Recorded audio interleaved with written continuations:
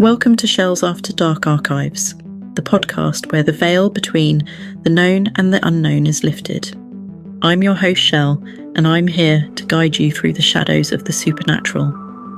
Here, we dive into chilling stories, unexplained mysteries, and real-life encounters with the paranormal. But this isn't just about storytelling, it's about the people behind the experiences. From ghost hunters to psychic mediums, UFO researchers to cryptid trackers, I'll be sitting down with those who dare to explore the strange and unusual. So, whether you're a skeptic, a believer, or just curious, get ready to embrace the unknown. Turn off the lights, settle in, and prepare to journey into the After Dark archives.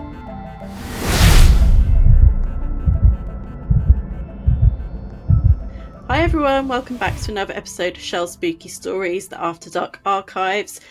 Tonight I am joined by two guests. We have Andy and Tracey Lindon from Conjure Quest. Hello, thank you for joining me. Hello. Hello. I'm very excited to hear what you guys have to say.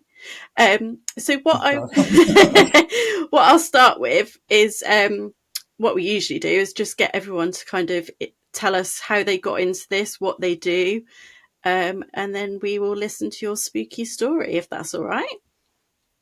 Sure. Yeah, sure. Yeah. Fab. So how did you guys get started? It was over 3 years ago now.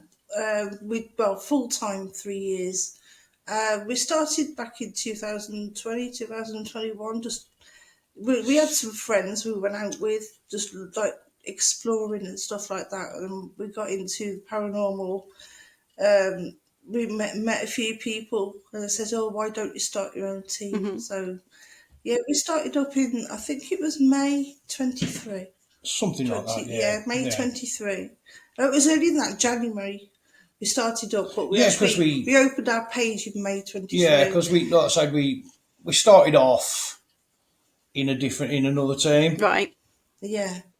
But it wasn't really happening. No, it wasn't happening. We just decided, because we were making all the plans, we were doing all the investigating, nobody else really turned up. We're doing it all anyway, not just work on our own. That was it, basically. We was the only people working for the team, so it's like, might as well do it yourself. Yeah, ourselves. So because we're on our own, we can make plans. We have the freedom to go where we want to go, without someone else not turning up, being disappointed or anything like that. Yeah. And then it carried on from there. Fab.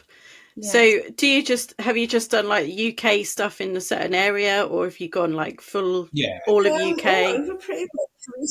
We started mainly where we live, which is like Ironbridge, West Midlands, Stourbridge. And then we started to explore further. The furthest we've been is past Leeds to where's the other place? Stockton-on-Tees. Yeah, Stockton-on-Tees. Okay. Yeah, the Elmwood house experience. Like more north east than it is where we were, like in the west, east west. Yeah, it's further up. Yeah, I'm in Northumberland, so I know exactly where you're talking about. Yeah, some good places around Leeds way. We did. The last one we went to was your mate's place, the Elmwood house. Yeah, was the last one we went to. Yeah, really good, interesting location. Yeah, I've heard that. I've not been myself, but I have heard and seen it's worth going. It's worth going. It is. It's an amazing place. They're great people as well. But we've been to probably 60, done about 60, pretty much 60 plus investigations at different places. Some are repeat, but I think we've probably been to about 40, 50 locations. I was going to say brand new, different locations. Yeah, because last year was busier than this year. We took a step back. Yeah, and slowed down a little bit due to it, just home things, as you do, personal issues and things like that we've had to deal with. Yeah. So we've stepped back and just done one a month, and it's been steady from there. It's actually, we picked some great locations this year. Yeah. I think one a month is quite a good, steady pace, isn't it? Like sometimes we can do... Yeah. We've had a few months this year where we've done 3 a month, and that is far too many. That was us last year. But last year was like, we'd done 30 last year, and it was insane. It didn't stop. Yeah. Wow. Do you have a favourite place that you've investigated? Oh, there's a few. I can't put a top number one for activity. I'd say two. Andy, which ones are you picking? Me personally, out of all of them, out of all the locations, it's got to be either Priest Cottage, yeah, or the Elmwood House experience. Elmwood House, yeah. See, I'm gutted. I had to work when my team went to the Priest Cottage. I had to work, so I couldn't go, and I was like, oh! It's really, really interesting. Yeah, we've had DVPs and EVPs and some weird stuff happening, like noises and stuff we can't explain. Yeah. But it's, like I say, it's an ongoing thing. It's one thing you can't do in one night, I guess. It's a small house, but it's different every time you go. Yeah. Love it. Yeah, they've got something, what is it they've got in the basement? Like a grave pit or something? Yeah, so they've got the original like air contraction for when because obviously they used to do the exhuming of the bodies, prepping for burial. Yeah, prepping for burial. So the original work and stuff is still down there. It's an eerie place. Sometimes it's quiet, isn't it? But sometimes you hear things. Yeah, I think that happens in a few places, doesn't it? Like you can go. Yeah, there's a burial pit there. There's a burial pit there that's they reckon has still got a fair few bodies in it. Oh wow! That's what we're trying to find out. Yeah, but it's one of those places where it's very vocal, as well as like activity wise. Yeah. Yeah. The spirits are very willing to communicate. Yeah, I noticed that from the lives that my team were doing while they were there, and I was like, yeah, that place I need to go to. It's definitely a must. Yeah, I heard. I think it was is it the nursery? Yeah. Where I had a direct voice, and I thought it was Andy, and I got it on recorder, and he says, "What was it? It was definitely a male spirit." Help me look. Oh wow! I heard him straight up, and I thought it was Andy. And he goes, "What?" in the background. I'm like, "It wasn't you." I got it on recorder. I love it when things like that happen. We had some knocks in response in the nurseries. It can be very active. Yeah. What we picked up there through the SB7 was insane. I've never had an experience like that before. Wow. We had so much come through that was relevant, and pure response was. It's just wowed me. I'm like, yeah, it's definitely a good place. Yeah. We got F words and everything. Oh yeah. Yeah. Whatever's there is obviously intelligent, though. If it's very much very much so. But we kind of got our answer. We can't give it away because it's spoiled for everyone else. Yeah, but we picked up on. We was one of the first to pick up on a darkness there. Oh, okay. And we're not talking demons or imps or anything like that. No. Just a very negative spirit. The very first EVP I picked up as we entered was in the kitchen, and it said, "It's the Dark Man." Oh, interesting. And then that's where we got really intrigued and thought we need to find out what's going on, what actually happened. Yeah.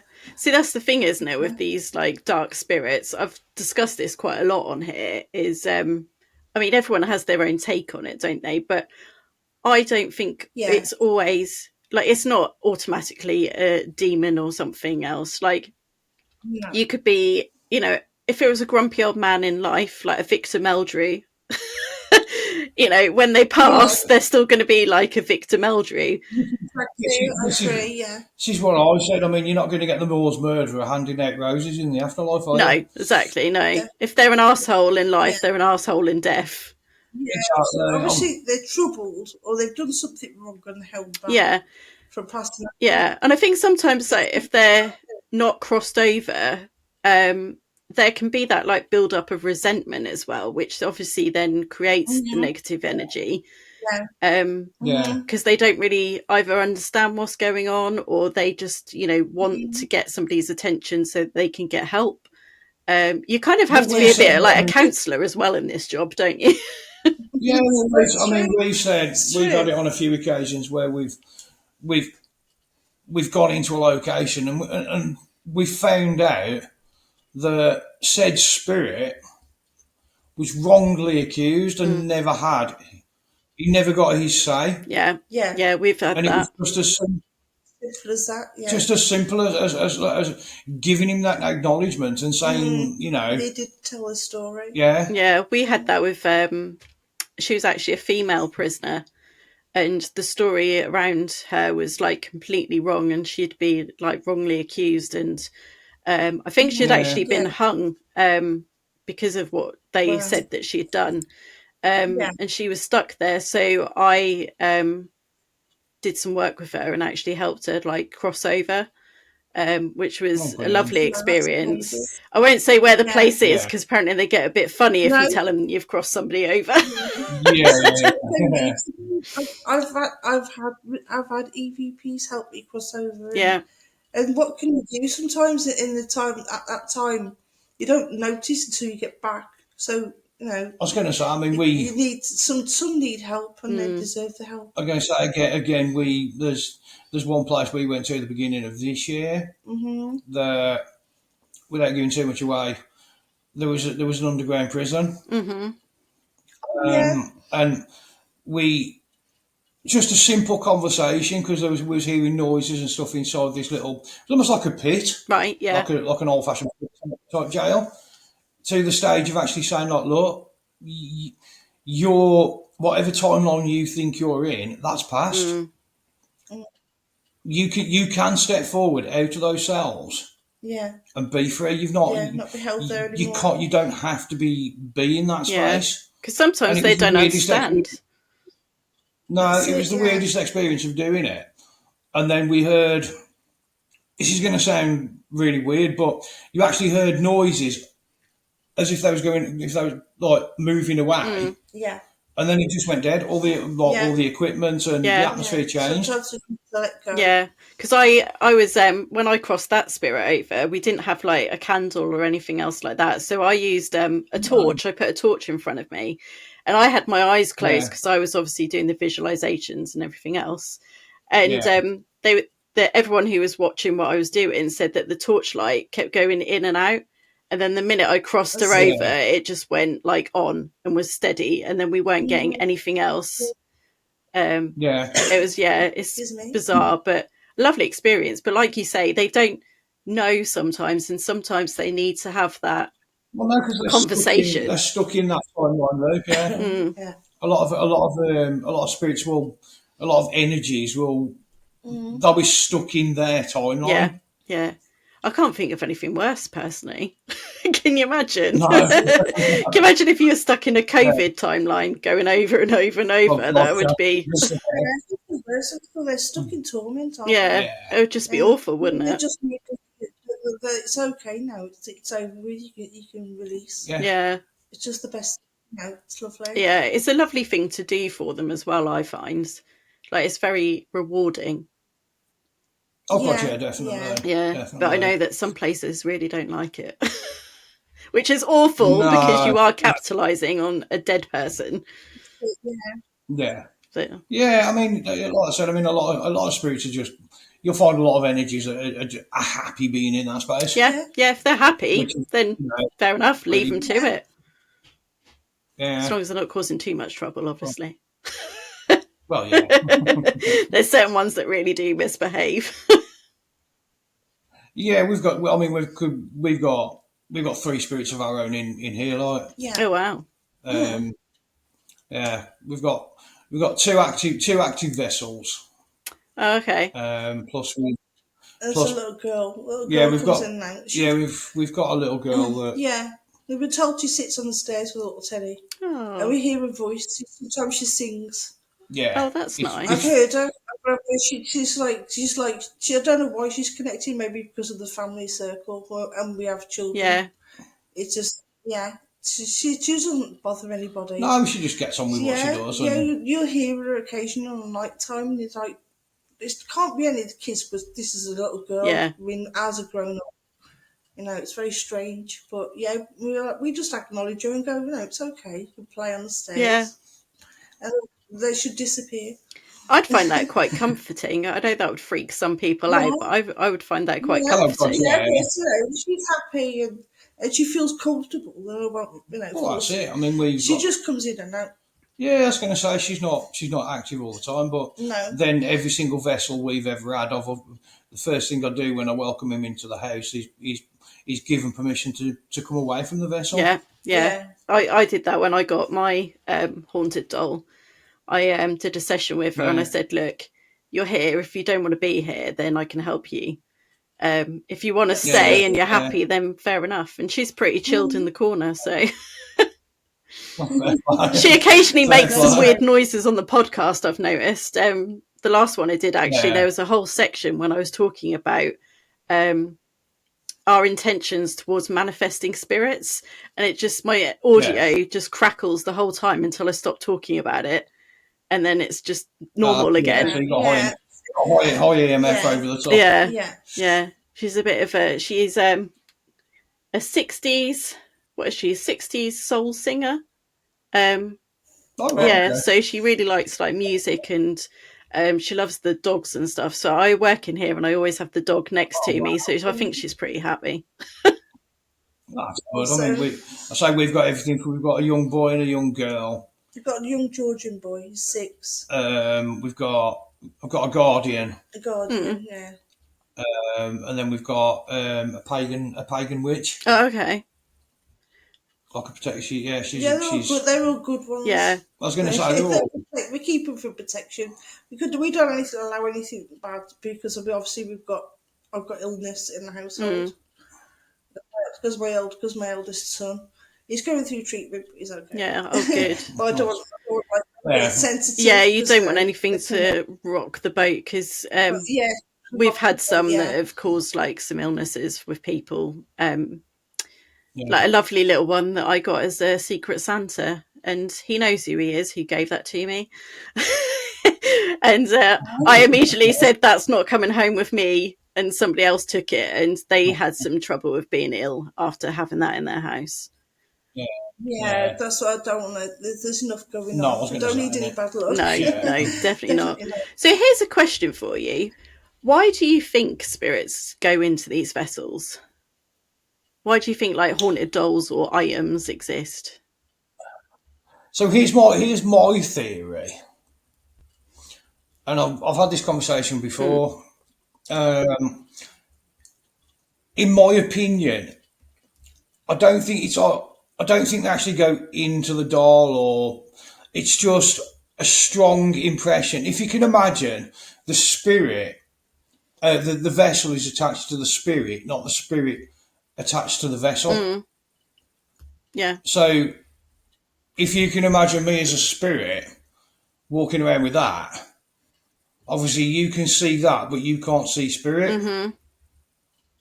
So obviously if you've got a lot of, especially dolls, it's a lot of the times if that was their prized possession when they was alive, then that's they're going to kind of hold on to that even in the afterlife. Yeah, that makes sense. I mean, it's obviously certain. It is, because I know that certain people. I'm not going to mention that will actually potentially take prep a doll. Try and trap that spirit within that doll. Yeah, I don't agree with that. But I don't. Personally, if there's no connection to that object, then spirit are just going to go, no, I'm sorry, but yeah, I don't think. I'm not keen on that. Where people are like, oh, if you want to. I mean, you see it on YouTube a few times, don't you? Where they're like, if you want to go in this doll, and you're just like, no. I've heard some silly stories. Someone said once that witches put a spell on them. I'm like, how did you get that idea? Yeah. Sorry, but it's not. Yeah, that was like the most ridiculous idea. Yeah, I mean, I'd get it, like the whole divot box thing, where it is somebody putting a demon in a box and trapping it there. I kind of understand the logic behind that. Yeah. But I mean, yeah. again, that's one of them that, because obviously, like before I went into the paranormal, I'm more spiritual now. Whereas when I was younger, I was more into the like demonology and the black craft and all the rest. And I think a lot of it is like with the divot boxes and stuff like that. It's more going back to the same idea as the spirit vessel. Yeah.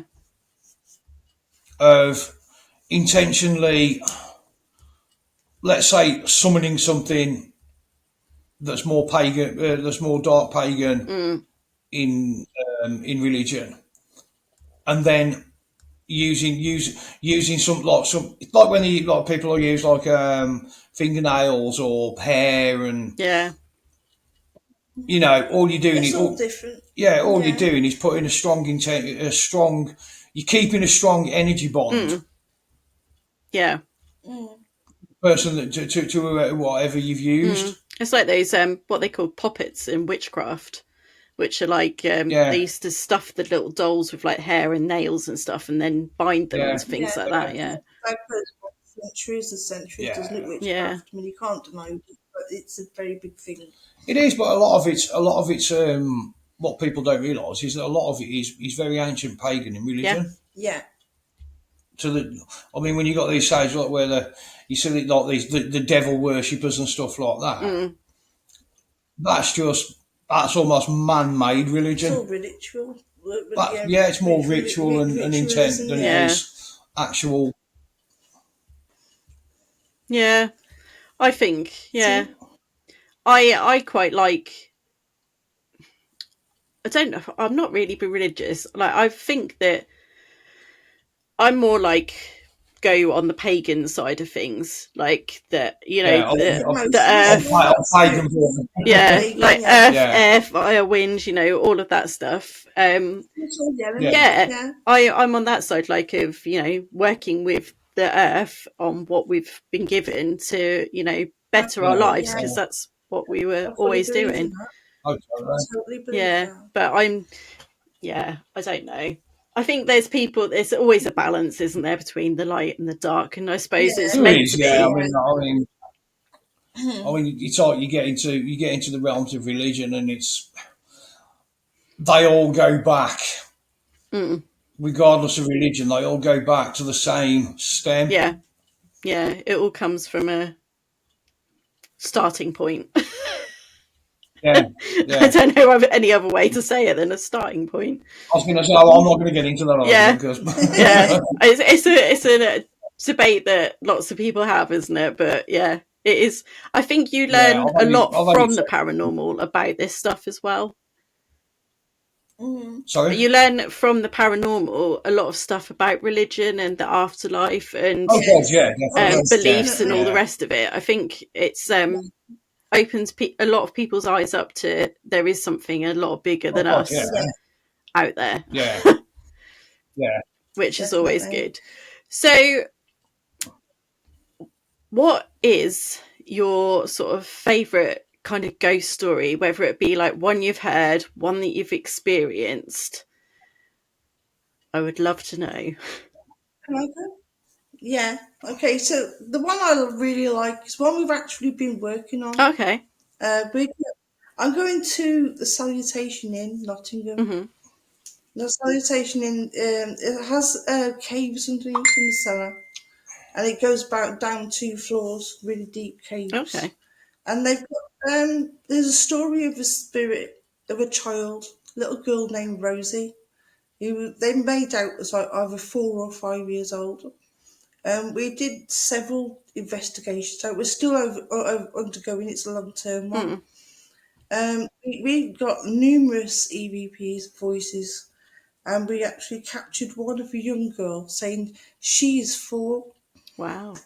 So we actually found out that the young girl is 4, and the story goes that it was what do you call? They keep this one little cave for Rosie. Yeah, she was run over outside. She was run over outside. She was a little street urchin, and she was a flower seller. And she got run over by a horse and cart outside. Very young, only like say 3-4 years old, and they took her into the pub to try and save her. Obviously, she passed. There was no ambulances or anything back then. This is like early 1800s, 1800s, and it's like she put a curse on the pub. And obviously, she felt unwanted. That was what we got. There's 2 EVPs and investigation. So one of the owners. Yeah, took a doll into the cave and had it as a peace offering. Okay, yeah. To say, look, this is my pub. I don't want any untoward or anything bad. Yeah. You know, so sorry that you passed. Yeah. And all the rest. So then people used to come and give little gifts, little dolls and teddies as a peace offering too. Yeah. So then the owner passed away. Yeah, he passed away, and he apparently fell down the steps of the cellar and broke his neck. Oh. Yeah. Not a nice way to go. It's a horrible, not a nice way to go. So somebody else has taken over. Complete skeptic. Somebody's told him he's gone down in the cellar and gone, I wonder how I could use this space. Seen all these dolls and gone, oh my God, what the hell is all this crap about? And somebody said, look, you can't take them out. They're roses. Yeah. Yes, they did, didn't they? Yeah. So him, I don't believe in any of this. Yeah. Balderdash. Took his stuff away. Took everything away. Overnight, all of his beer got spoiled. Completely spoiled. Wow. To the stage where it was rotten. Rosie was pissed.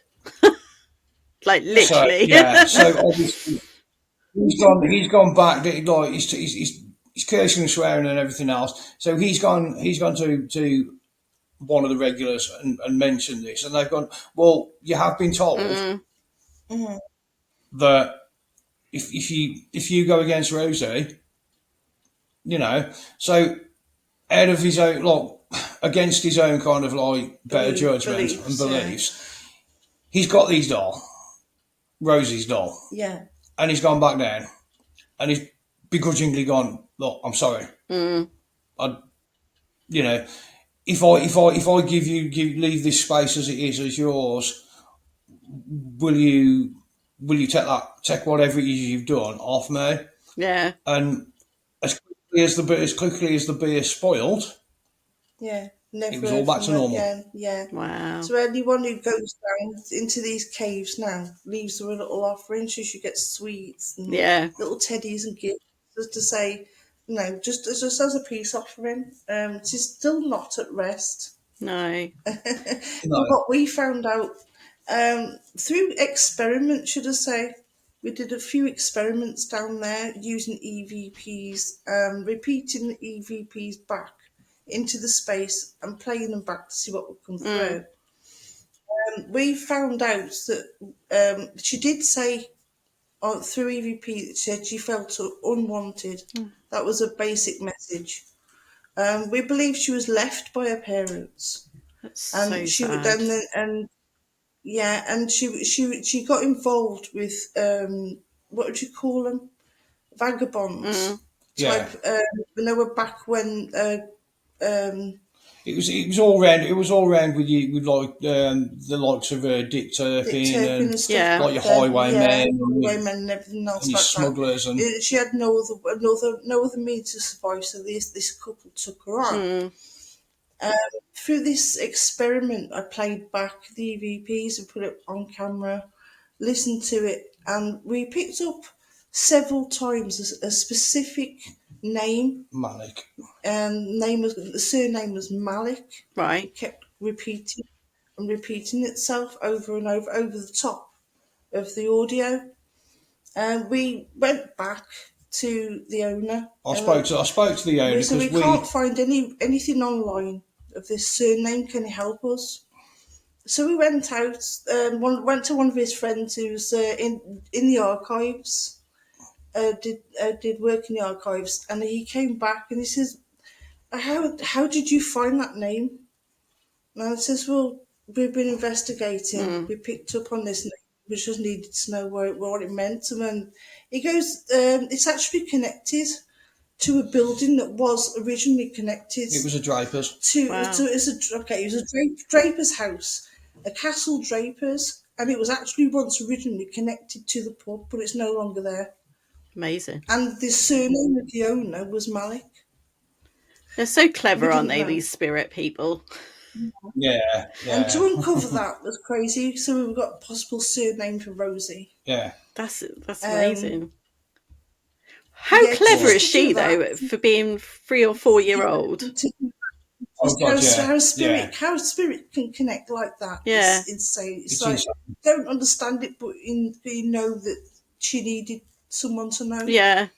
I always think that's the most amazing thing is like when you have really young spirits that can like interact better than they would have done it as a human child. Yeah. Oh yeah, it's an amazing story, and it's just to get some clarification for it. Yes. Yeah. Helped her get a message across. I think that's what she needed. Obviously, way before I met Trace, I was brought up in a poltergeist house. Oh wow! We had a few experiences. We used to, not to the stage where people would get lifted up in the what I mean, nothing like that kind of. But we would constantly have things go missing. You'd have noises and whatever, but then my weirdest experience. My dad used to work nights, so strange, bit of a weird thing. But me and my sister, being youngish, we knew that he went out at 10 o'clock at night. So whoever was still awake could sneak down the stairs, and you'd go into the living room and you'd grab a glass of milk. You'd ask, we'd like, right, can we? So my mum, like, can you come down? Can we have a glass of milk? So the one night, I've purposely stayed awake. So I've got up, and to go down the stairs, you've got to go past my mum and dad's bedroom. Right. So I've kind of walked towards my dad, past my mum and dad's bedroom, looked in, and thought, oh, Dad's not gone to work tonight. Because you could see a proper, indentation. Yeah, indentation where somebody was sleeping in bed. Wow. But not only that, it was moving. Oh. Weird. So I've gone running. I've gone down. I thought, well, do you know what? I'm up. I might as well just go down and make some sort of excuse. Tell Mum I can't sleep or whatever. So I've gone downstairs and I've gone like, so how come Dad's not gone to work? To which she replies, he went 20 minutes ago. Can you imagine? That's made my stomach just drop. Yeah, and then obviously, it's after that we had some really weird occurrences. Even to the stage where, when you feel something behind you, wide awake. This is the middle of the day. I've come walking down the stairs, and I felt something rush towards me from behind. Wow. Yeah, that's not a nice feeling, is it? No, especially with a child. But then, obviously, finding out that there was a pit collapse, right? Yeah, right under our house, and there was 3 bodies that was never found. Oh, yeah, that's quite. We hear that quite a lot around here for like what happens with people that've got haunted houses around here. That's quite. Yeah, we're in like a mining place, aren't we? Yeah, so yeah. happens quite often, unfortunately. Awful. Yeah, and it just. But yeah, I think it was the one thing that kind of got me as I grew older. It was the one thing. That was the one thing that kind of got me. Yeah. My one was we had a house where I used to see a spirit called Peter, and he was in a sort of World War II uniform, like a military uniform, and I used to see him, and then nobody kind of really believed me. And then when my niece was young, in the same house, she was talking to herself in the corner, and then she suddenly went, "Oh, Peter!" And we all like looked at each other, and I was like, "I told you, I didn't make him up."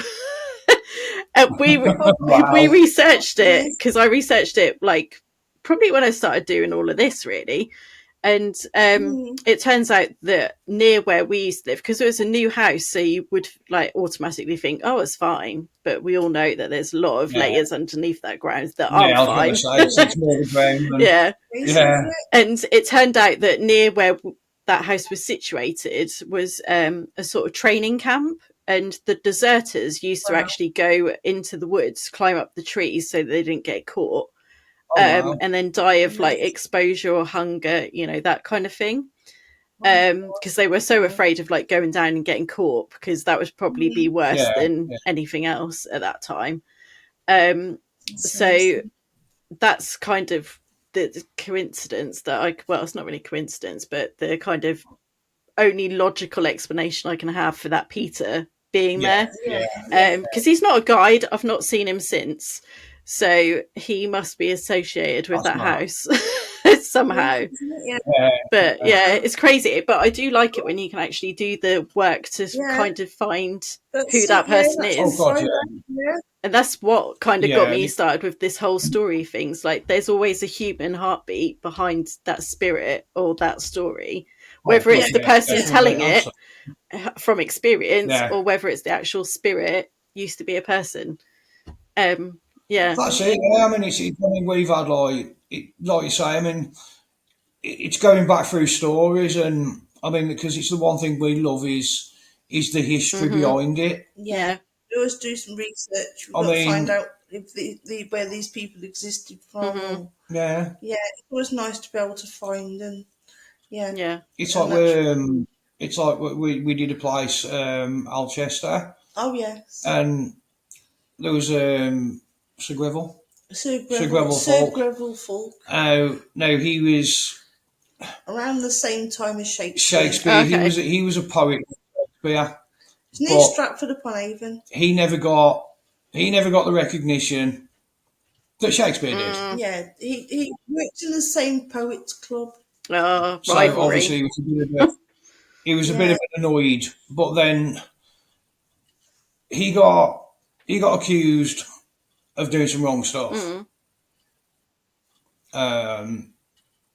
So the history goes. But then we, through experiments, found out we had a town come through. The name Court Justice, and then another name, and then he didn't do it.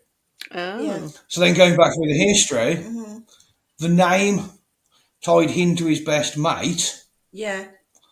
And the town was where he got tried. And sentenced for something that he basically covered it. He basically covered it up for somebody else and took the blame for them. Wow. Detective work, I love it. But to get that, that's crazy. For that to come out and get connected is just amazing. The energy there was crazy because all the way throughout we had Falk was mentioned. Very strong energy there, definitely. Wow. That's amazing. They're so clever. That's what always amazes me. Well, it shouldn't amaze me, but it does. They're so clever. You just want to know more. Yeah. You want to go back. Yeah. You want See, I more. never look into a place before we go anywhere. No, we Obviously, don't. because I'm a developing medium as well, I just don't. Like, if someone starts saying things, I will literally put my fingers in my ear and disappear because I'm like, I don't want to know. Yeah. It's nice to go, and then it's more rewarding to go in blind Yeah. and then come out and confirm that. Yeah, So definitely. you know you've done something right. It is. Yeah. It's like, I mean, I wouldn't call myself a medium. You've picked up on some weird stuff. I've picked up when I get shown stuff. It could be just intuition. Yeah. When I get shown stuff, it's you know, it's. But then, not like you said again, I'd rather not. You'd rather not do the history because then you're tied to believe in something to call in else. certain. It's not always what believed to be what people say is actually there. Yeah. I mean, you need to find out. It could be, it could not be. I think it's not always. Yeah, it's like Andy says. Everyone talks about the king or the queen, but no one ever talks about the cook or about the cook or the little chimney sweep boy. And they were often in those houses a lot more than the actual regal people that were in there. Anyone, even it could be their granddad. Yeah. We don't know, until you actually investigate and find that evidence. Yeah. It's insane what you can actually uncover. It is. And I love that. Yeah, I do. That's exciting. Point of it, I think. Yeah, I think that's one of the things that I love most about this is like the stuff that you can learn and uncover and the stories that they like try and tell you are just like incredible. Yeah. It's so interesting. So have you guys kind of wound down for the year now, or are you still got some? Yeah. We're back in the new year. We're now doing private long-term case files. Oh, okay, cool. So not like private going in, not like going in and doing house clearance or anything like that. No. But this is locations we've been asked or invited to, and we're doing long-term investigation, documentation, building that history, building that story, uncovering the story, and then eventually telling that story. That's cool. Yeah, but I think it's great to go back because the more you find out, it just gets more and deeper and deeper, and it's more interesting. Yeah, it's intriguing. I agree with that.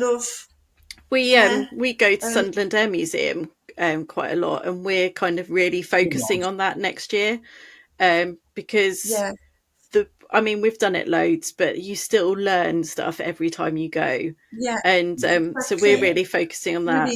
Really, we're going to a few other places, but that's our kind of main focus next year.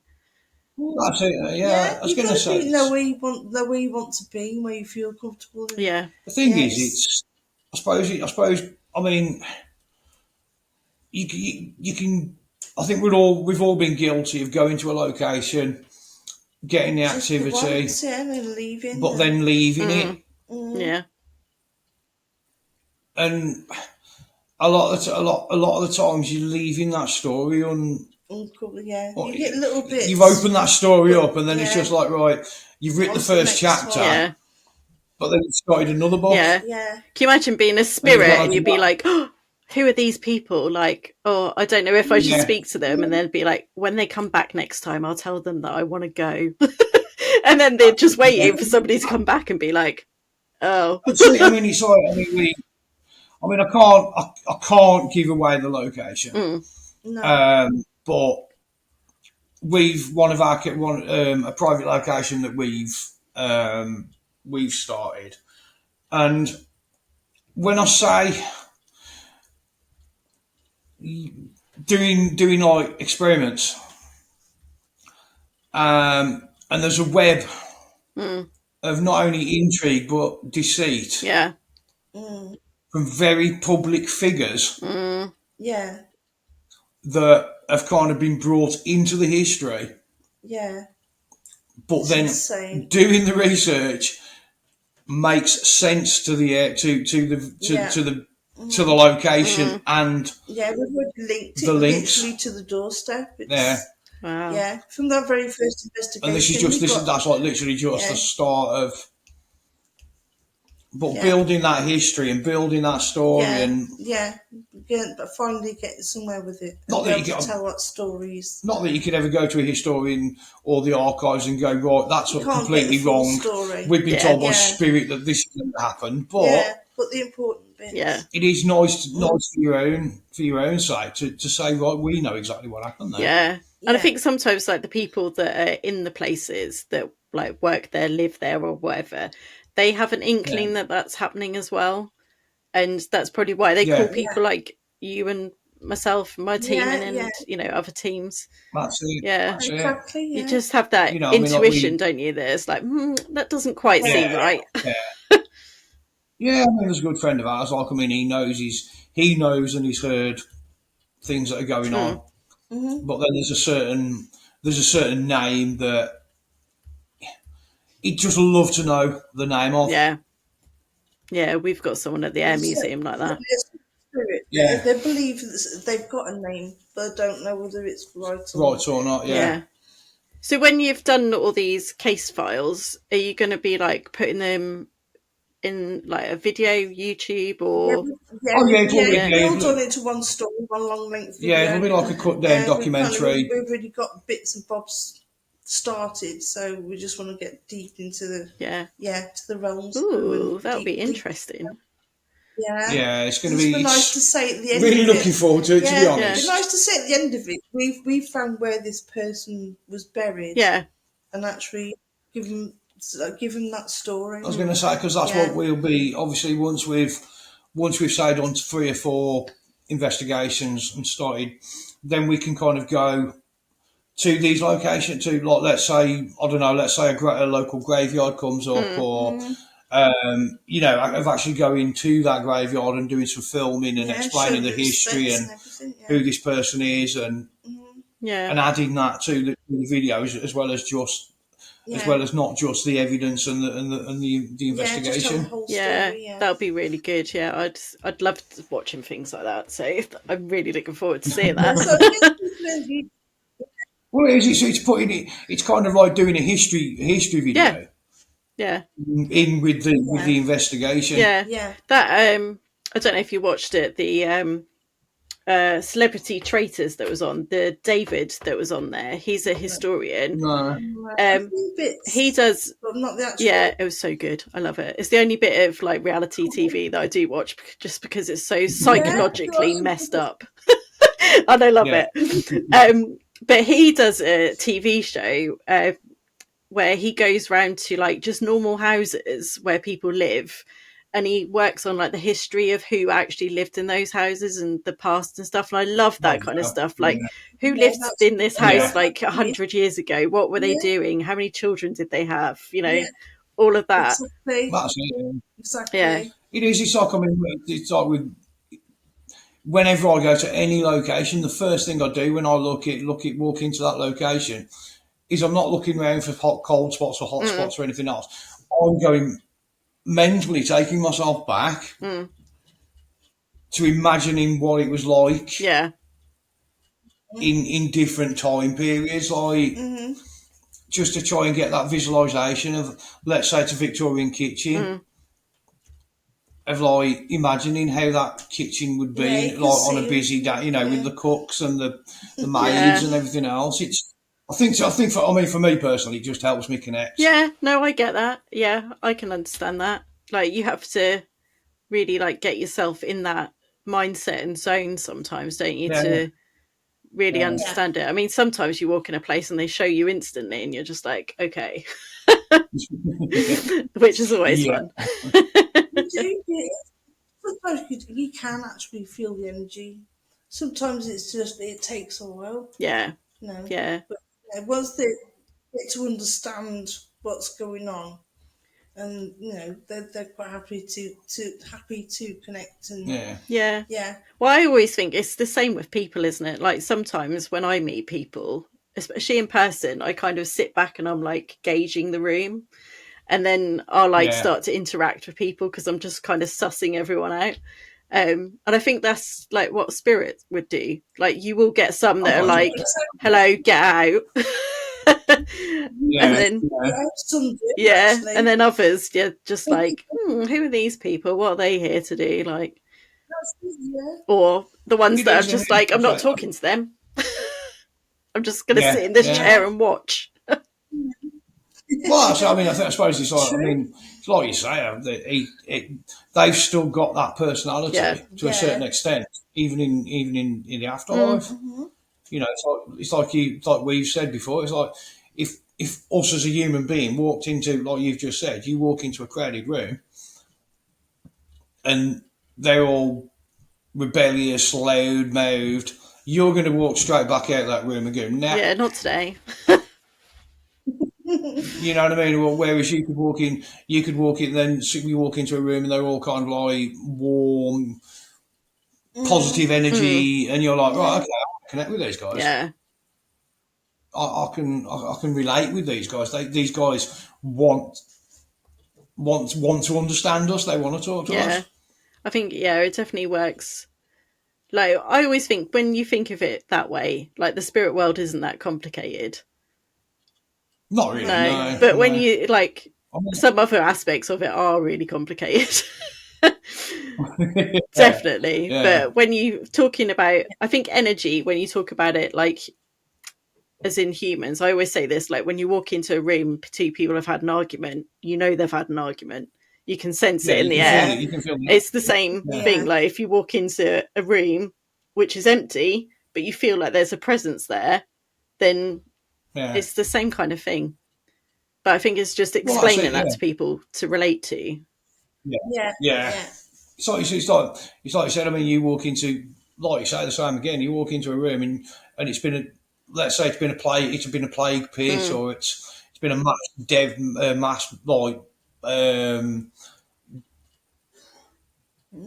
can't think of the word. Like a death hall or something like that, where there's been lots of battles and violence. Yeah. Again, like you said, you can feel that friction. Yeah. You can feel that energy. You can feel that emotion. Leaves an imprint, definitely. Yeah. It's like when sometimes you walk into like, I don't know, like a shop and there's like some absolute a-hole in front of you. Like that can sometimes then lead you to have like a really crappy day because that person's like just put their energy on you. It's the same kind of thing, isn't it? It is. Yeah, I have to. I mean, like personally, I have to barrier her every time I go out shopping. Yeah, I think everyone's just being human. I think. Yeah. I try and avoid. I think it helps that I'm ADHD and autistic, but I tend to not go near a lot of people anyway. But it's definitely like helped me in my preservation of my energy because I'm like, no, I'm not doing that today. No, thank you. Definitely. Well, thank you so much for coming on. Your stories have been amazing. No, you're welcome. Appreciate you inviting us on. Great chat. Yeah, it's been brilliant. And I think that little girl in that pub is so blimmin' clever. I'm going to be thinking about that for a while. Oh, yeah. We really want to go back. I'm going to say we're hoping to go back in the new year. Just because we have got, we've got certain. There's a lot more going on there. There's certain questions that we've not yet opened up. Yeah, that'll be interesting. You have to let me know how you get on when you go back. Yeah, absolutely. Tell her I say hi. Oh God, yeah, I would send her a teddy bear if I could. I'd give her one. Yeah. Well, thank you so much. What I will do is put your links to everything on the description. But for those that don't read the inscription, you know who you are. Where can people find you? How can they get in touch and follow you? We're Conjure Quest Paranormal Case File and Research Team. Okay. So you can get hold of us on Facebook. We've also got a YouTube under Conjure Quest Conjure Quest Paranormal. Yeah. That's where we've got a fair few documented. Our short clips, our EVPs and videos. Yeah. And everything basically, just all the important stuff on YouTube. TikTok, we're on there. Conjure Quest HQ. Okay, cool. So we'll just call it the official, just because people like to copy names. Yes, but they can't really copy that. It's a difficult one. So we've got that. You got You got your TikTok. Yeah, that is. God changed it to Conjure Quest HQ official. Oh, okay. Oh, okay. Yeah. But then, if anybody ever wants to email me, We have a Conjure Quest at gmail.com. Fab. Well, if anyone wants to get in touch, please do. Go give these guys a follow. Would really appreciate it. And if you want to like, share, and subscribe this, I would appreciate that even more, because so many of you watch this and don't. You'd be amazed when you look at how many people watch something and do not actually like engage with it. That's it. Yeah, I'm probably guilty of doing it myself several times, but I was going to say, I think I've done it. I've looked at, I've watched somebody's watch it, and then I've said to Trace, I was like, do you know what? I'm not actually following these people. No, and then YouTube hide it from you anyway, so you can't ever find it again. No. We follow people, follow everyone back, and we subscribe back permanently. Absolutely, So, anybody we always follows. appreciate some support. Yeah, that's what it's all about, is supporting each other and learning from each other and all of that. 100%. Well, thanks, guys. I've really enjoyed it. Well, and I will see everyone else on the next one. Thank you for joining me on this journey into the unknown on Shell's After Dark archives. If you enjoyed this episode, don't forget to hit that subscribe button so you never miss a story that sends chills down your spine. I'd love to hear about your own paranormal experiences, so drop a comment or send me a message. Your story might even be featured in a future episode, and if you're loving the show, please leave a like and share it with your fellow seekers of the supernatural. For those who want even more exclusive content, behind-the-scenes insights, and bonus episodes, join the membership. You'll find the link in the description below. Your support keeps the lights off and the stories coming. Until next time, stay curious, stay brave, and keep exploring the shadows. See you in the archives. After Dark.